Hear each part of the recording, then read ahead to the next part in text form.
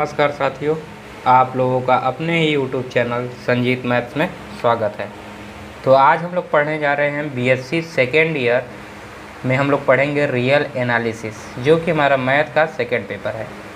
और मान लीजिए आज ये लेक्चर नंबर हम लोगों का 1 होगा या इंट्रोडक्शन लेक्चर होगा, ठीक। तो सबसे पहले हम लोग समझेंगे कि बीएससी सेकेंड ईयर में मैथ में कितने पेपर हैं। तो मैथ्स MATHS मैथ्स, ठीक। जिस प्रकार फर्स्ट ईयर में मैथ में हमारे 3 पेपर थे, यहाँ भी हमारे कितने पेपर हैं? 3 पेपर हैं। क्लियर? जो हमारा पहला पेपर है वो है linear algebra. Linear algebra, okay. जो हमारा सेकंड पेपर होगा हमारा रियल एनालिसिस या एलिमेंट्री एनालिसिस। रियल एनालिसिस, ठीक। और जो हमारा थर्ड पेपर होगा मैकेनिक्स। क्लियर? तो ये हमारा हो गया पेपर फर्स्ट, ये हमारा हो गया पेपर सेकेंड, और ये हमारा हो गया पेपर थर्ड। क्लियर? और मार्क्स की बात करें तो किस तरीके से मार्क्स डिवाइड है इसमें। टोटल मार्क्स जो होगा हम लोगों का, टोटल मार्क्स 150 मार्क्स का होगा। क्लियर? 150 मार्क्स का होगा। क्लियर सबको? और सभी में क्या है? 50-50 मार्क्स हैं। 50 मार्क्स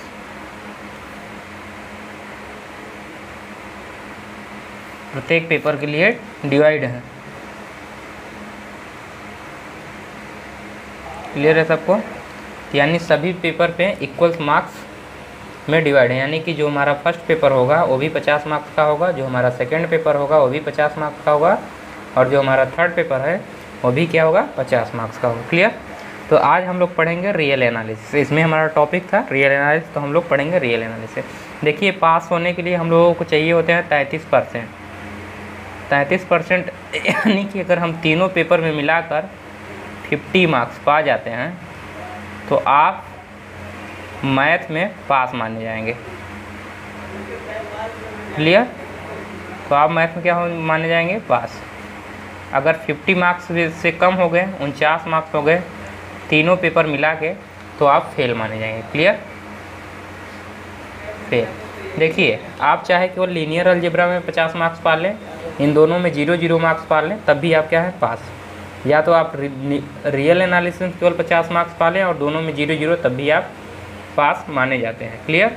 यानी कि ओवरऑल अगर तीनों को मिलाकर 50 मार्क्स हो जाते हैं तो क्या होता है कि आप मैथ्स में पास हैं। और यही सभी सब्जेक्ट पर भी लागू होता है।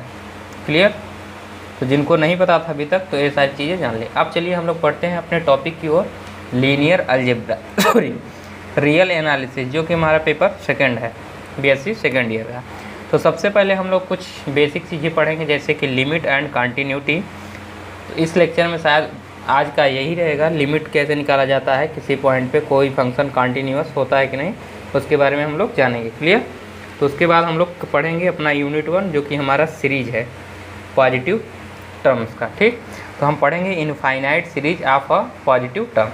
तो सबसे पहले हम लोग बेसिक जान लेते हैं, जिसका यूज हम लोग अभी जैसे ही हमारा यूनिट 1 स्टार्ट होता है उसमें इन सब चीज़ों का यूज होगा। जब ये सारी चीज़ें आप लोगों को पता रहेंगी तभी आप वहाँ पर यूज कर पाएंगे। तो सबसे पहले लगाइए limit and continuity, heading limit and continuity.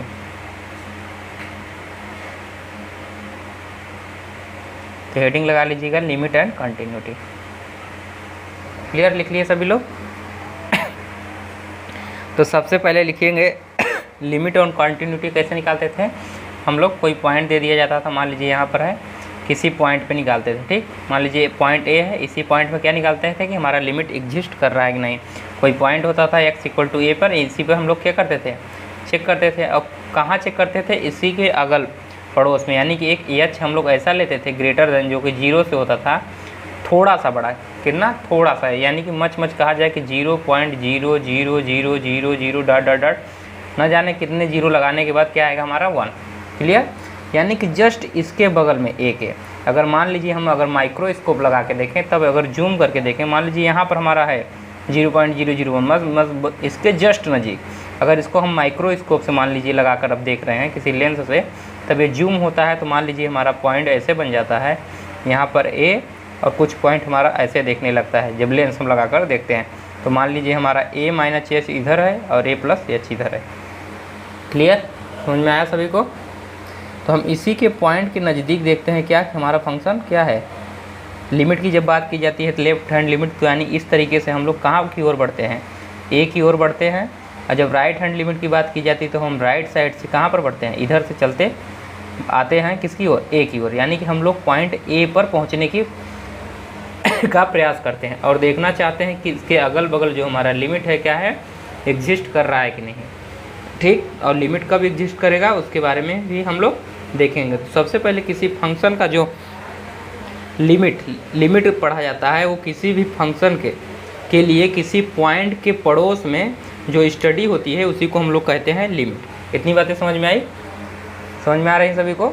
चलिए अब देखते हैं कि लेफ्ट हैंड लिमिट कैसे निकलता है। तो लिखिए वी डिफाइन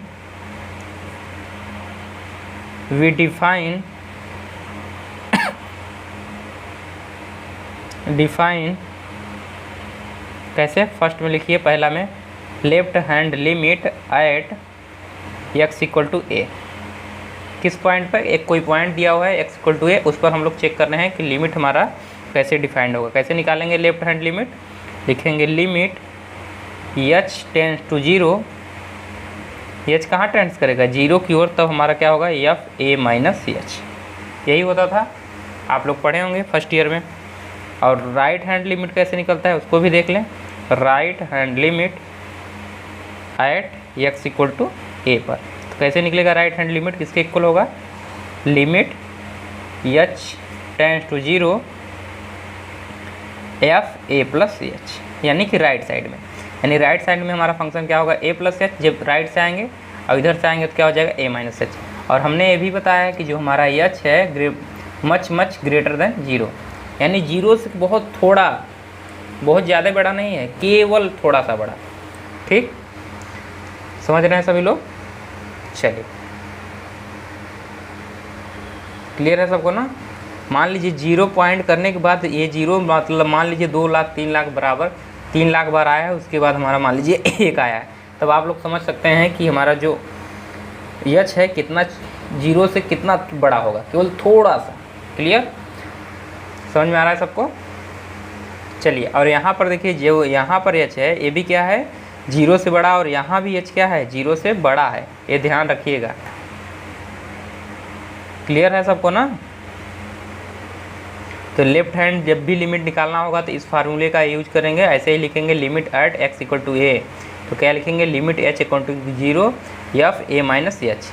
जैसे ही जब इससे छोटा होगा तो हमारा कहाँ फंक्शन आएगा, इस साइड से आएगा तो क्या हो जाएगा हमारा a माइनस एच, जबकि जब हम राइट हैंड साइड से आएंगे तो क्या हो जाएगा हमारा a plus H.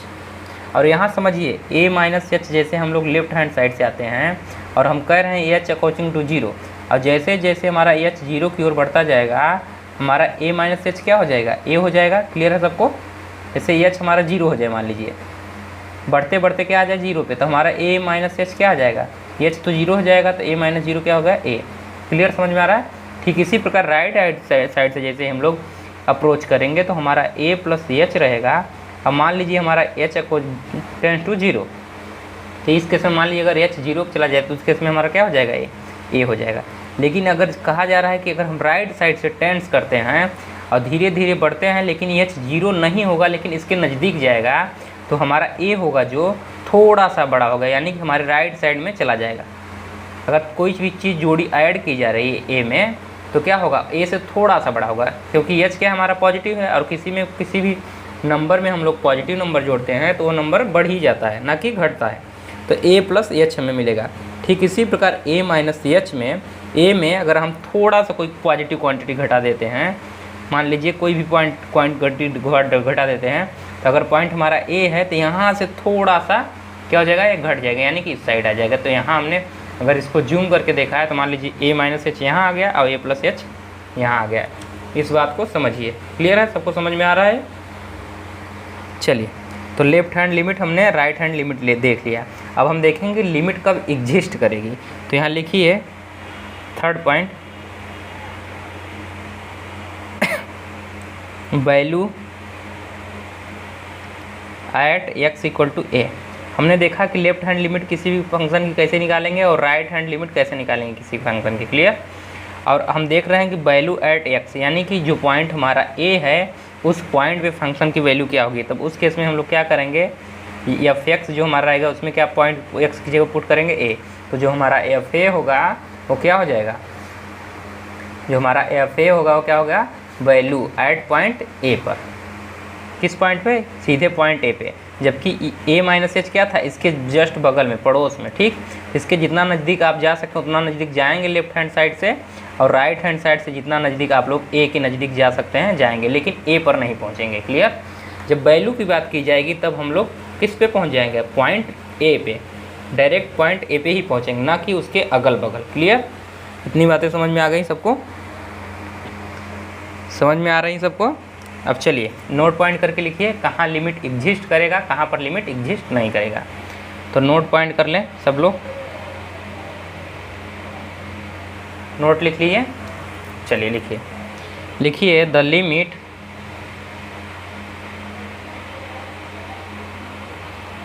Limit of f x exist x at x equal to a. कह रहा है कि कोई फंक्शन आपको दिया रहेगा एफ एक्स, और एफ एक्स कुछ भी हो सकता है, मान लीजिए एफ एक्स बराबर साइन एक्स भी हो सकता है आपका function, f x equal to आपका 1 + x² भी हो सकता है, एफ एक्स इक्वल टू क्या हो सकता है, mod x। यानी कि हमारा फंक्शन कुछ भी हो सकता है। यहाँ पर भी फंक्शन की बात कही गई थी, यानी कि मान लीजिए डिफाइंड जो हमारे यहाँ था क्या था, एफ एक्स था, तो एफ एक्स में हम लोग क्या रखते हैं, a माइनस एच, ठीक। इसी प्रकार यहाँ कह रहा है कि हमारा एफ एक्स अगर कभी भी पूछ लिया जाए कि लिमिट किसका निकाला जाता है, तो ये हमेशा ध्यान रखिए कि लिमिट फंक्शन का निकाला जाता है, ना किसी दूसरे पॉइंट का, दूसरे चीज़ का, ठीक। तो हमेशा लिमिट किसका देखा जाता है, फंक्शन का। कंटिन्यूअस किसका देखा जाता है, फंक्शन का ही, कि फंक्शन कंटिन्यूअस है कि नहीं, और फंक्शन की लिमिट एग्जिस्ट कर रही है कि नहीं, इस सारी चीज़ों को, ठीक। तो फंक्शन को देखेंगे कि जो हमारा फंक्शन है उसकी लिमिट किस पॉइंट पे, जिस पॉइंट की बात की जाए उसी पॉइंट पे चेक करेंगे, और किसी भी पॉइंट के पड़ोस में होती है। मान लीजिए एक पॉइंट है, मान लीजिए हमारे देखिए, अब मान लीजिए कोई रियल नंबर है, मान लीजिए 1 यहाँ है, 2 यहाँ है, 3 यहाँ है।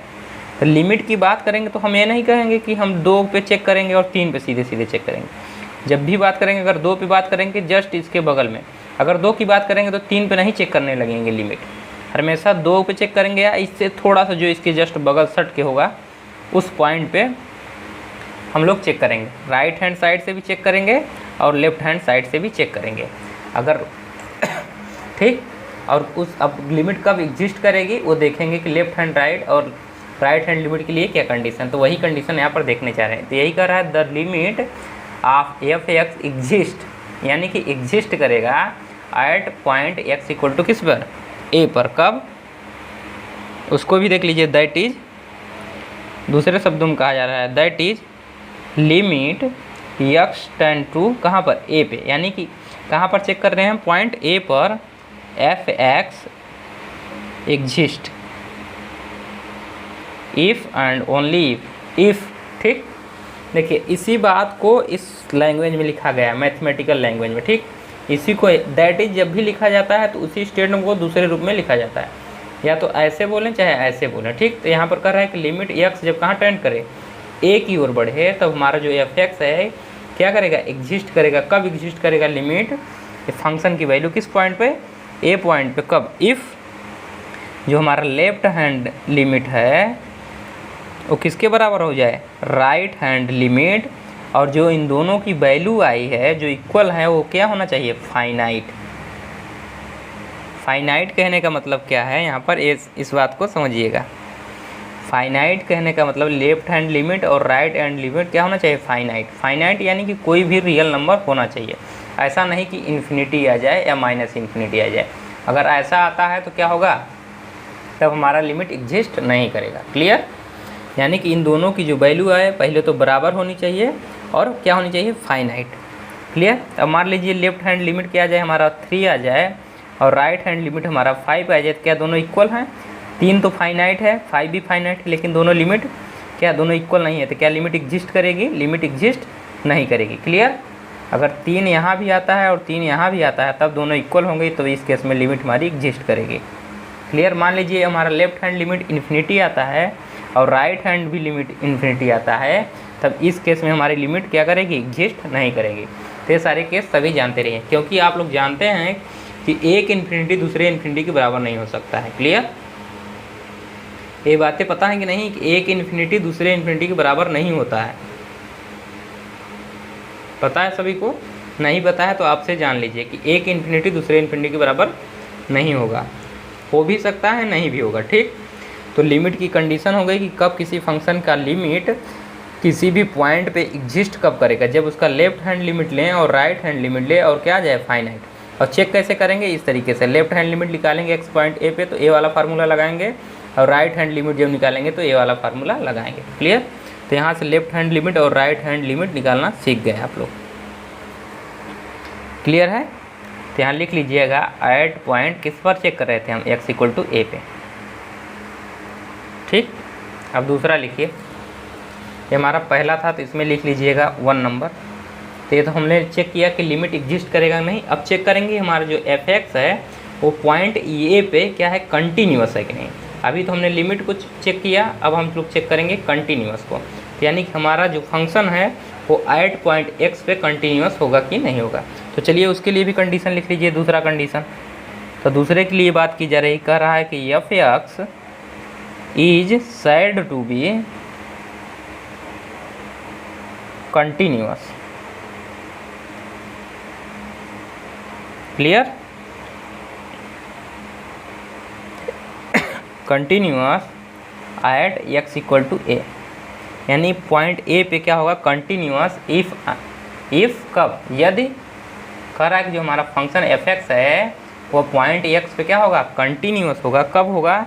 जब हमारा left hand limit equal to right hand limit and the value of at x equal to किस पर? ए पे। फंक्शन की वैल्यू किस पर? पॉइंट ए पे निकाले हैं और लेफ्ट हैंड लिमिट निकाले, राइट हैंड लिमिट निकाले। इन सभी तीनों की वैल्यू क्या होनी चाहिए? इक्वल होनी चाहिए। अगर तीनों की वैल्यू इक्वल एंड क्या होना चाहिए? इक्वल, और यहाँ पर क्या होना चाहिए? फाइनाइट। इक्वल तो हो लेकिन सभी क्या होने चाहिए? फाइनाइट होने चाहिए। फाइनाइट की जैसे कोई रियल नंबर आ जाए इन्फिनिटी और माइनस इन्फिनिटी को छोड़कर। क्लियर? रियल नंबर में ऐसे लिखा जाता है ना, माइनस इन्फिनिटी और इन्फिनिटी, और ऐसे ब्रैकेट लगाया जाता है। जब ऐसे ब्रैकेट लगाया जाता है तो माइनस इन्फिनिटी को छोड़ा जाता है और इन्फिनिटी को छोड़ा जाता है। बाकी कोई भी नंबर ले लीजिए, 1/2 ले लीजिए, 1/9 ले लीजिए, 1/8 ले लीजिए, 1 लीजिए, 2 लीजिए, 4 लीजिए, 6 लीजिए, आप कोई भी नंबर ले सकते हैं। तो वो नंबर आते हैं और तीनों की वैल्यू क्या हो जाए? बराबर हो जाए और फाइनाइट हो जाए, तो उस केस में क्या हो जाएगा? हमारा एफ एक्स कंटिन्यूअस हो जाएगा। कहाँ पर? एक्स इक्वल टू ए पर। क्लियर है सबको बातें? अब कंटिन्यूअस की जो बात की जाती है आप लोग पढ़े होंगे, जैसे हमारा पॉइंट ए है, मान लीजिए पॉइंट ए है, तो कंटिन्यूअस की बात हम पूरे रेंज में नहीं करते हैं, यहाँ से यहाँ तक के। हमेशा देखिए एक पॉइंट लेते हैं तब आप लोग अच्छे से समझेंगे। मान लीजिए A1 है, मान लीजिए A1 होगा तो इधर मान लीजिए 2 होगा, इसके आगे जस्ट 3 होगा, और यहाँ पर क्या होगा? -1 होगा, या 0 मान लीजिए होगा, यहाँ पर 0 1 2 3। अगर कभी भी हम कंटिन्यूअस की बात चेक करते हैं तो हमेशा हम जैसे अगर पॉइंट ए पर चेक कर रहे हैं तो इसके जस्ट बगल वाले पॉइंट पे जो ग्राफ बनेगा, इस पर पॉइंट, इसके जस्ट बगल में जो पॉइंट होगा, फिर जो पॉइंट हम जिस पॉइंट पे चेक कर रहे हैं उस पर, उसके जस्ट राइट साइड में, उसके जस्ट लेफ्ट साइड में और उसके जस्ट राइट साइड में जो पॉइंट होंगे, उस पॉइंट के लिए जो ग्राफ मिलेगा उसी पॉइंट के उसी ग्राफ को हम लोग चेक करते हैं कि वो कंटिन्यूअस है कि नहीं। अगर वो कंटिन्यूअस है तब हम कहते हैं कि उस पॉइंट पे हमारा क्या है, जो फंक्शन है वो क्या हो जाएगा? कंटिन्यूअस। अब यहीं पर हम लोग एक माइक्रोस्कोप लगा दें या कोई लेंस लगा दें, वो सॉरी जो जूम करके बड़ा दिखाता है उस क्या कहते हैं? माइक्रोस्कोप लगा दें और देखें, तब उस केस में हमारा जो पॉइंट्स है अभी नज़दीक नज़दीक दिख रहे हैं। मान लीजिए जूम हो के अब यहाँ देखने लगे, यानी कि अब इस केस में जो हमारा यहाँ से यहाँ ग्राफ बनेगा तो उसको क्या कहेंगे हम लोग? उसी को देखेंगे कि क्या आ रहा है, कंटिन्यूअस आ रहा है कि नहीं।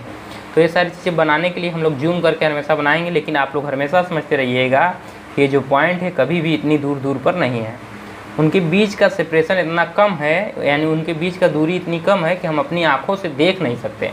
जब तक कि हम किसी भी इंस्ट्रूमेंट का यूज ना करें। क्लियर?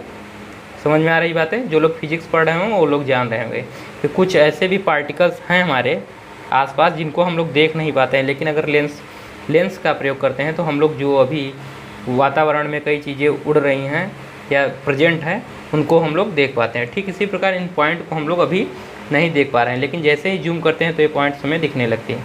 तो कंटिन्यूअस हमेशा जब बात होती है जस्ट इसके बगल में बात होती है। तो वही कह रहा है कि लेफ्ट हैंड लिमिट बगल से निकालेंगे, लेफ्ट साइड से निकालेंगे और राइट हैंड साइड से निकालेंगे, और इस पॉइंट पे क्या निकालेंगे, फंक्शन की वैल्यू निकालेंगे और देखेंगे कि तीनों बराबर आ रही हैं कि नहीं। अगर तीनों बराबर आती हैं तब हम कहेंगे कि हमारा क्या है, फंक्शन कंटिन्यूअस है। क्लियर? समझ में आ रही सबको बातें? तो चलिए एक सवाल देख लेते हैं जिससे आप लोगों को और क्लियर हो जाएगा। तो सवाल पे आइए, सवाल को ध्यानपूर्वक देखिएगा। तो एक एग्जाम्पल ले लीजिए और ध्यानपूर्वक देखिए। कहा जा रहा है लेट एफ बी, एफ क्या है हमारा फंक्शन, बी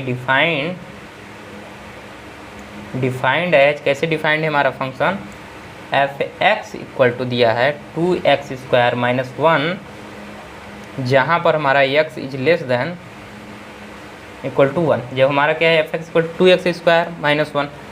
अब इक्वल में फिर दिया है नीचे कि 4x + 3 x is greater than 1। और इसमें पूछा है, देखिए हमारा एग्जाम्पल दिया है और इसमें पूछा क्या है, देखिए पहला हमारा क्वेश्चन करके दिया है, पूछा है कि does limit F x exist, एक क्वेश्चन किया गया है। ठीक, और दूसरा पूछा है हमारा, कहा इज एफ कंटिन्यूअस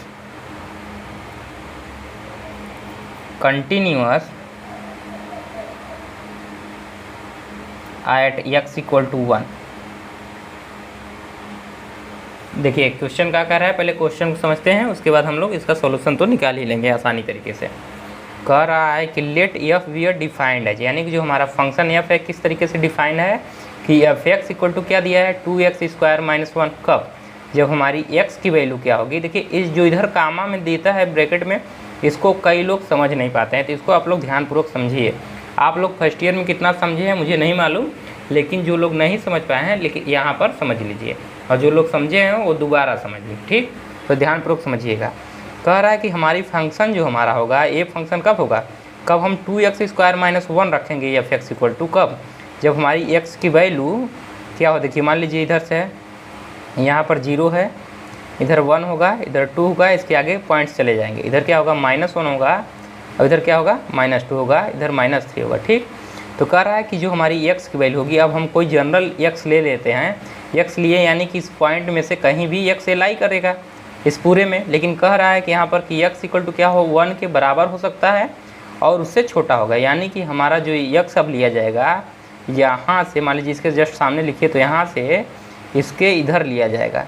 जब भी हमारा x इधर लिया जाएगा, यहाँ से 1 के इधर लिया जाएगा या 1 लिया जाएगा, तब उस केस में जो हमारी फंक्शन की वैल्यू आएगी, तब उस केस में हम लोग क्या रखेंगे, इस केस में 2x² - 1 लेंगे। क्लियर?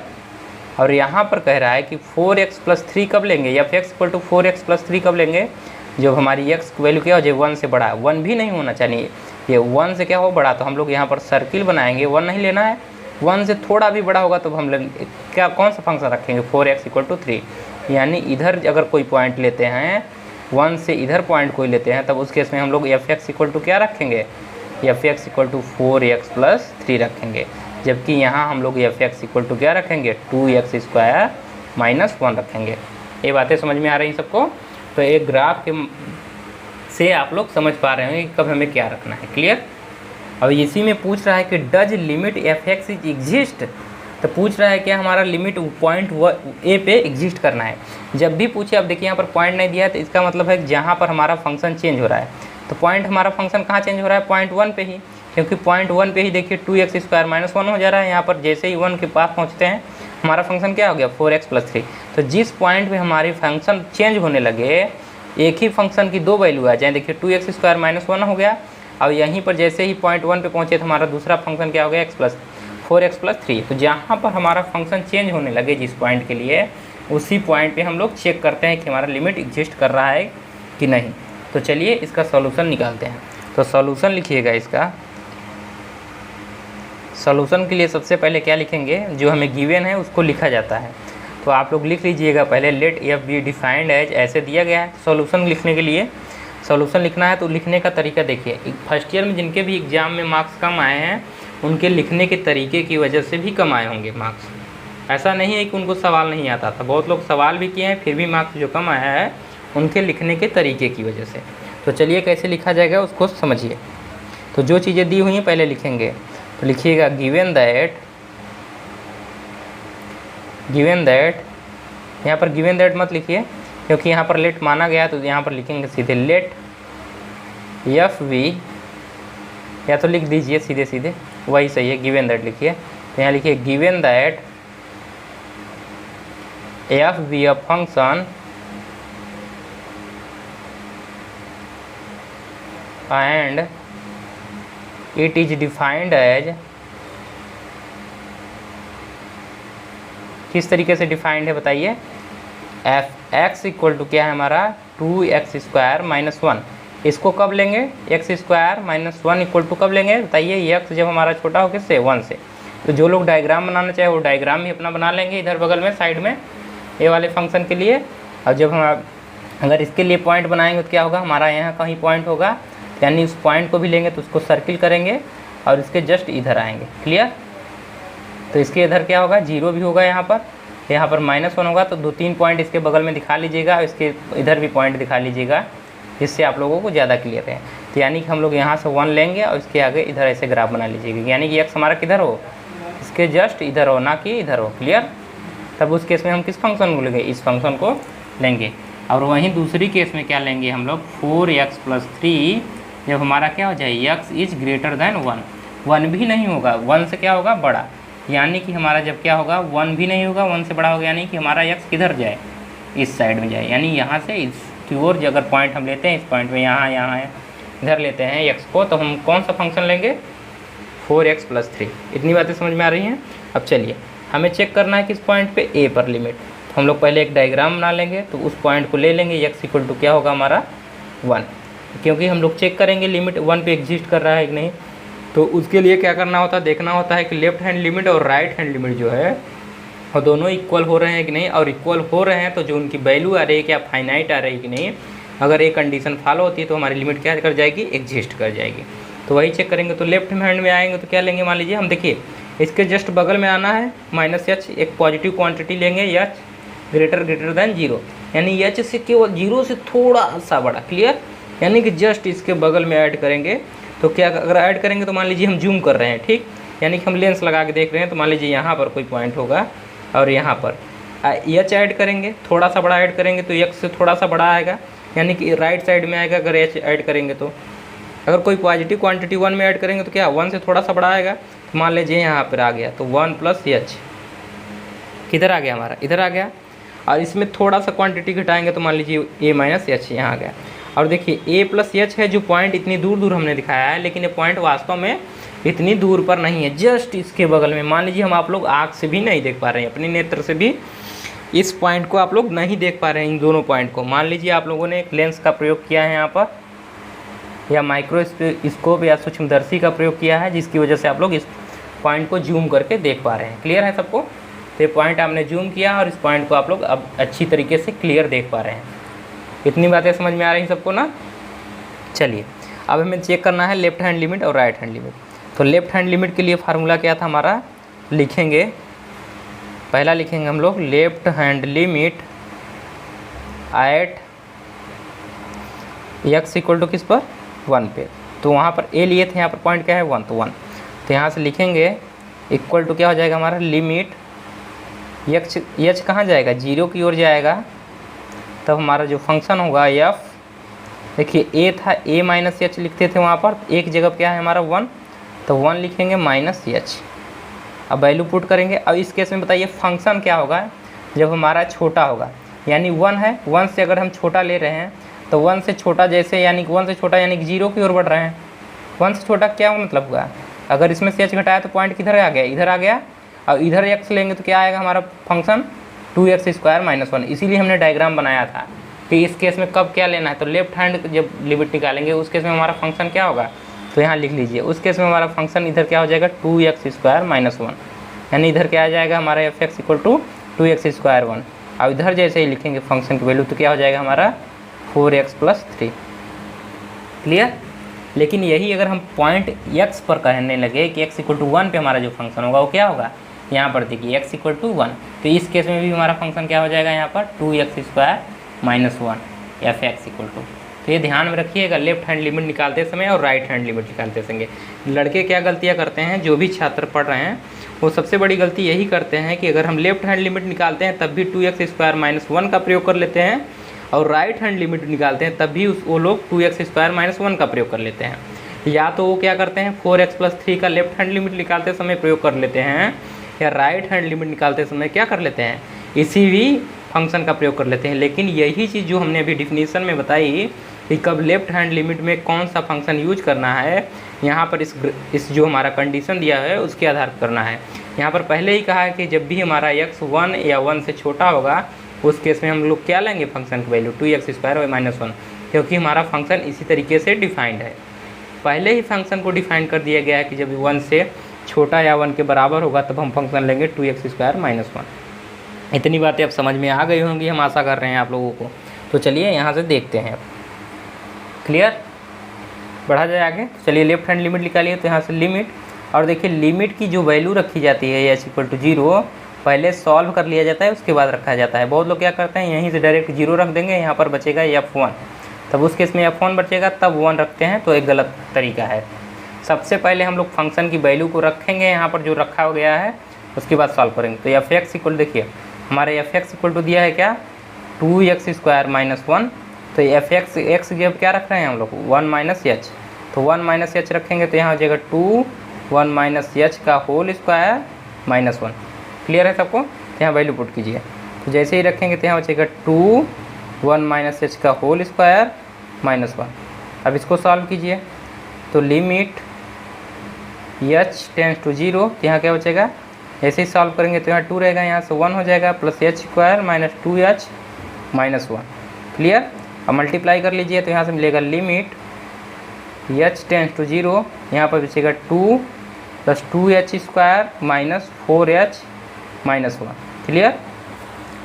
तो यहाँ से हमें मिलेगा लिमिट, दिख रहा है सबको, h टेंड्स टू 0, ये h है, n मत समझ लीजिएगा, h है। क्लियर, सब लोग h ही समझिएगा इसको। तो यहाँ से हमें क्या मिल जाएगा बताइए, देखिए, तो यहाँ से घटाएंगे तो क्या हो जाएगा 1 + 2h² - 4h। अब वैल्यू पुट कीजिए, तो यहाँ से वैल्यू जैसे पुट करेंगे तो यहाँ से 1 बचेगा, यहाँ 2 0 का स्क्वायर -4 × 0। तो यहाँ से क्या मिली हमारी लेफ्ट हैंड लिमिट, ये भी पूरा क्वांटिटी 0, ये भी 0, तो यहाँ बचा 1, यानी कि जो हमारी लेफ्ट हैंड लिमिट की वैल्यू आई कितनी आई 1। क्लियर हो गई। अब राइट हैंड लिमिट निकालेंगे तो कौन सा फंक्शन लेंगे 4x + 3।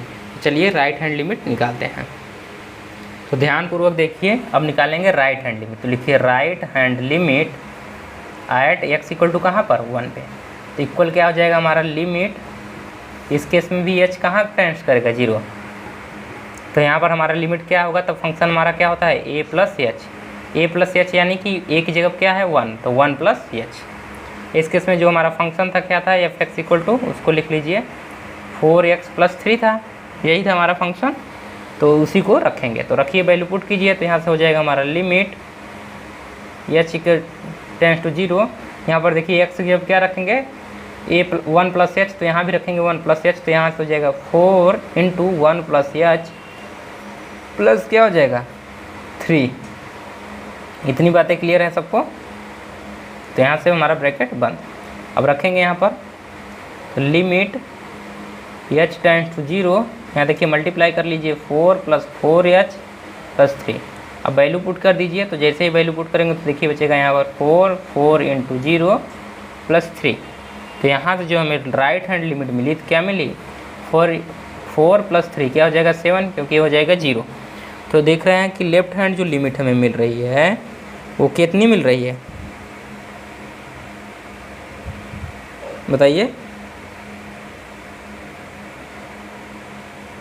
किसी को कोई डाउट होगा तो बता दीजिएगा। 7 मिल रही है, राइट हैंड लिमिट कितनी मिल रही है 7, और लेफ्ट हैंड लिमिट कितनी मिल रही है बताइए।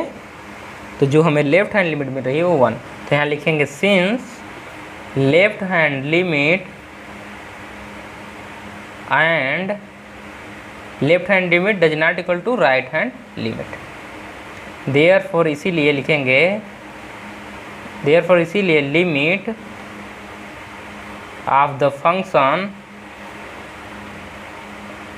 फंक्शन क्या या of f x is not exist at x equal to किस पे 1 पे।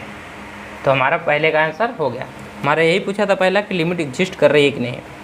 अब देखिए अगर लिमिट एग्जिस्ट नहीं करती है तो हमारा कंटिन्यूअस की बात करना ही नहीं। अगर फंक्शन की वैल्यू निकाल भी लेंगे तो हमारे लिमिट एग्जिस्ट नहीं कर रहा है तो कहाँ से बराबर होगा। तो यहाँ से हम लोग सीधे लिखेंगे देयरफॉर इसीलिए क्या होगा, जो हमारा एफ एक्स होगा is not continuous, not continuous at x equal to 1। Clear है। तो हमारा जो फंक्शन होगा वो कंटिन्यूअस भी नहीं होगा। कंटिन्यूअस की बात कब आती है, जब हमारा लिमिट एग्जिस्ट करे।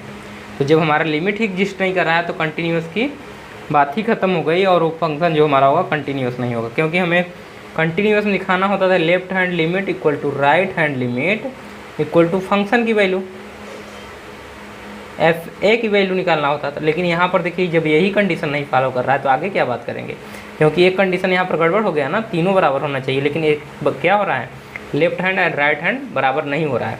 मान लीजिए इसकी वैल्यू अगर इसके बराबर आ गई तब भी ये इसके बराबर नहीं होगा, और मान लीजिए इसकी वैल्यू इसके बराबर होगी तब इसके बराबर नहीं होगा। तो ये केस बनेगा।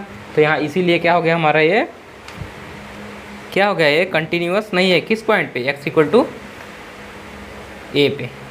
तो यहाँ पर हमारा ये पूरा का पूरा सोल्यूशन हो जाता है। इतनी बातें यहाँ तक सभी को समझ में आई। चलिए यही चीज़ें समझानी थी, और क्वेश्चन लिख लीजिए 1 2 3, आप लोग प्रैक्टिस करिएगा। इसके बाद हम लोग कल अपने नए टॉपिक पे चलेंगे। थोड़ा डोमेन देखेंगे किसी भी फंक्शन का कैसे निकाला जाता है, रेंज कैसे निकाला जाता है, थोड़ा सा फंक्शन के बारे में चर्चा कर लेंगे, टाइप्स ऑफ फंक्शन। उसके बाद हम सीधे अपने सिलेबस पे आ जाएंगे, किस पे, यूनिट 1 पे। और उसमें सबसे पहले हम लोग पढ़ेंगे यूनिट 1 में infinite series of a positive terms. Clear.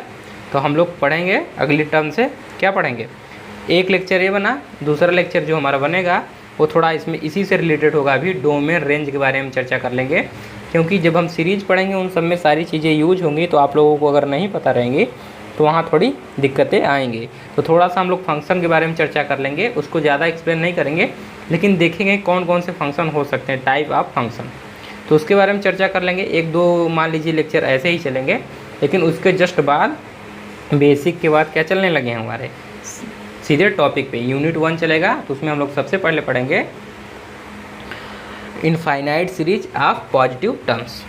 तो चलिए क्वेश्चन लिख लीजिए, आप लोग करने का प्रयास कीजिएगा। ये हमारा क्वेश्चन नंबर 2 होगा और आप लोग करिएगा। क्लियर। और चेक कीजिएगा। क्लियर। तो यहाँ पर दिया हुआ है, सबसे पहले लिख लीजिए और ध्यानपूर्वक देखिएगा। दिख रहा है सबको ना, तो लिखिए लेट, देखिए let f be defined as कैसे डिफाइंड है कि जो हमारा एफ एक्स है वो क्या है, एक्स माइनस 1 कब, जब हमारे x is less than or equal to 1। और कब हमारा दूसरा इक्वल दिया हुआ है कि एक्स प्लस 1 कब, जब 1 से ग्रेटर हो क्या हो x but less than or equal to 2। उस केस में आप लोगों को चेक करना है। और फिर कह रहा है हमारा कि जो हमारा एक्स है 3 कंडीशन इसमें दे रहा है। मान लीजिए 2 ही कंडीशन लीजिए और यहीं तक करिए, यही कीजिएगा ज़्यादा सही रहेगा। क्लियर। यहीं तक आप लोगों को चेक करना है। समझ में आ रहा है सबको बातें, या तो यहीं तक कर लीजिए, इसको हटा दीजिए, बस इतने से चेक करना है आप लोगों को। पहला कंडीशन दिया हुआ है कि हमारा एक्स माइनस 1 कब लेंगे हम लोग, जब एक्स क्या हो जाए, एक्स की वैल्यू 1 से छोटा हो या एक्स की वैल्यू 1 के बराबर हो, तब हम कौन सा फंक्शन लेंगे, एक्स माइनस 1 लेंगे। और यहाँ एक्स प्लस 1 दिया है तो हमारा कब लेंगे एक्स, जब एक्स हमारा क्या हो 1 से बड़ा हो। क्लियर, 1 के बराबर भी ना हो तो आप लोगों को इस चेक करना है पहला इसमें कि क्या हमारा does limit of f x exist at x equal to 1। तो 1 नहीं लिखेंगे तब भी आपको जहाँ पर चेंज हो रही वैल्यू हमारी देखिए 1 पे ही चेंज हो रही फंक्शन की वैल्यू, तो आप लोग उसी पर चेक करेंगे, ठीक। और कंटिन्यूअस भी चेक कर लीजिएगा, एफ इज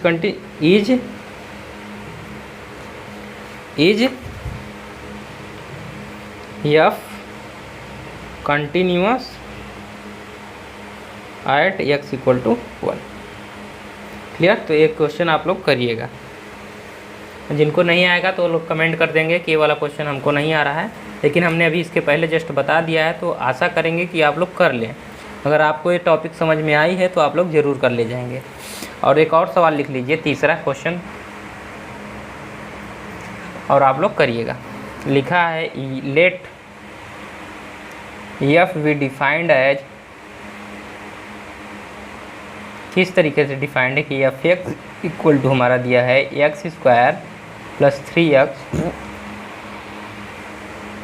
जब हमारा x is less than or greater than equal to two, क्या है 2 से क्या है बराबर हो या इक्वल हो। अब फिर कह रहा है हमारा दूसरा कि एक्स स्क्वायर प्लस एक्स,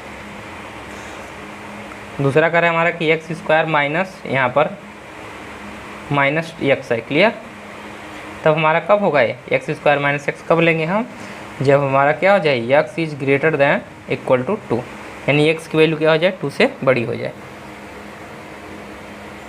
समझ में आ रही है, यानी एक तरीके से ऐसे लिख सकते हैं आप लोग 2 इज लेस दैन एक्स, यानी एक्स की वैल्यू यहाँ पर भी वही बात हुई कि एक्स इज ग्रेटर दैन 2, यानी एक्स की वैल्यू क्या हो जाए 2 से बड़ी हो जाए, चाहे ऐसे लिखे होते चाहे ऐसे, लेकिन बहुत लोग इसमें कन्फ्यूज हो जाते हैं, इसलिए हमने ऐसा लिख दिया। तो इन दोनों क्वेश्चन को करने का प्रयास कीजिएगा, और जो लोग करेंगे वो लिखेंगे कमेंट में यस और थंब का निशान देंगे, ठीक, कि उनका हो गया है। और जो लोग नहीं कर पाएंगे वो लिखेंगे नो। क्लियर, तो हम कल इसको करा देंगे क्वेश्चन में, ठीक। इसके बाद हमारे थोड़े बहुत पढ़ जाते हैं, मतलब कि एक या 2 लेक्चर और होंगे जिससे कि हमारा सारा बेसिक क्लियर हो जाएगा। उसके बाद हम लोग तीसरे लेक्चर से डेफिनेटली 100% हमारा क्या होगा यूनिट 1 स्टार्ट हो जाएगा। तो आप लोग धैर्यपूर्वक लेक्चर को लीजिएगा। बहुत लोग क्या करेंगे कि अरे चलिए अभी फर्स्ट ईयर वाला थोड़ा सा बेसिक बता रहे हैं तो लेक्चर छोड़ भी देंगे तो चल जाएगा, लेकिन ऐसा मत कीजिएगा, क्योंकि यही सोच के आप लोग लेक्चर छोड़ते हैं और फिर सीरीज में जब इन सारी चीज़ों का हम यूज करने लगते हैं तो आप लोग घबरा जाते हैं कि ये सारी चीज़ें कहाँ से आ रही हैं। तो अभी आप लोग क्लियर होंगे कि लिमिट कब एग्जिस्ट कर रही है कब नहीं एग्जिस्ट कर रही है, तो वहाँ पर हम लोग इन सब चीज़ों का डायरेक्ट क्या करेंगे इस्तेमाल करेंगे। क्लियर है सबको, तो चलिए। और जो लोग देखिए अभी टेलीग्राम से नहीं जुड़े हैं वो लोग क्या करेंगे, इस व्हाट्सअप नंबर पे अपना मैसेज कर देंगे तो हम आप लोगों को टेलीग्राम में जोड़ देंगे 8808023920 पे। ये व्हाट्सअप नंबर है, तो इस पर कॉल मत करिएगा। अगर कॉल करना हो तो रात 7 बजे के बाद ही करिएगा, क्योंकि सुबह में हम खाली नहीं रहते, ठीक। इस नंबर पे, क्योंकि ये रूम नंबर हमारे पास नहीं रहता है, किसी और के पास रहता है, रूम पर हमारे जो एक लोग रहते हैं उनके पास रहता है। तो इस पर आप लोग मैसेज करेंगे, क्योंकि इससे मैं ही व्हाट्सअप चलाता हूँ, लेकिन नंबर उनके पास है। क्लियर, तो आप लोग कॉल मत करिएगा, आप लोग मैसेज कर लीजिएगा, ठीक। समझ में आ रही सभी को बातें। चलिए, तो आप लोग कॉल करना हो तो दिन में मत करिएगा, या तो शाम के टाइम पे करिएगा या तो एकदम सुबह के टाइम पे। या तो सुबह कर लीजिएगा 6 PM पे, 6 AM पे करिएगा, तब हम कॉल उठा लेंगे आप लोगों का, या तो शाम को करिएगा 6 PM के बाद ही। क्लियर, समझ आ रहा है। नहीं तो आप लोग मैसेज छोड़ देंगे तो मैं मैसेज देख लूँगा और आप लोगों को रिप्लाई कर दूँगा। तो आप लोग मैसेज ही ज़्यादा प्रेफर करिएगा करने के लिए, कॉल उतना मत करिएगा, क्योंकि कॉल रिसीव करना पॉसिबल नहीं हो पाएगा सबका, ठीक। क्लियर है सबको। तो आप लोग नंबर पे सेंड कर देंगे मैसेज। और यहाँ पर देखिए जब मैसेज सेंड करिएगा तो आप लोग ज़रूर लिख दीजिएगा BSc सेकेंड ईयर और अपना नाम, क्योंकि देखिए मैसेज जैसे ही व्हाट्सएप पे आएगा तो मुझे तो पता नहीं होगा कि आप स्टूडेंट हैं पढ़ने वाले या कोई हमारे पहचान के हैं जो हमें मैसेज किए हुए हैं। तो ये क्या होता है, वहाँ पर डाउट एक क्रिएट हो जाता है कि किसी कॉलेज वाले ने किया है, किसी लड़के ने किया है, या कोई हमारे जो घर के अगल बगल रहते हैं वो लोग किए हैं मैसेज। तो यहाँ पर डाउट क्रिएट हो जाता है। तो आप लोग ज़रूर जब भी मैसेज कीजिएगा तो अपना नाम और अपना नाम भी मैसेज कर दीजिएगा, और किस ईयर में है, बीएससी सेकंड ईयर में, तो आप वहाँ पर लिख दीजिएगा बीएससी सेकंड ईयर और नाम अपना। ठीक, क्लियर है। तो आज हम लोगों का ये इंट्रोडक्शन और ये हमारा लेक्चर नंबर 1 यहीं समाप्त होता है, और हम इस वीडियो को यहीं आज समाप्त करेंगे। वीडियो देखने के लिए आप सभी का बहुत बहुत धन्यवाद। जो लोग अभी तक चैनल से नहीं जुड़े हैं वो लोग चैनल से जुड़ जाइए। ठीक, क्लियर है सबको। और जो आपके साथ में हैं वो कहीं से भी नहीं पढ़ पा रहे हैं या नहीं समझ पा रहे हैं तो उनके पास भी वीडियो शेयर ज़रूर कर लीजिएगा। चलिए, वीडियो देखने के लिए आप लोगों का बहुत बहुत धन्यवाद।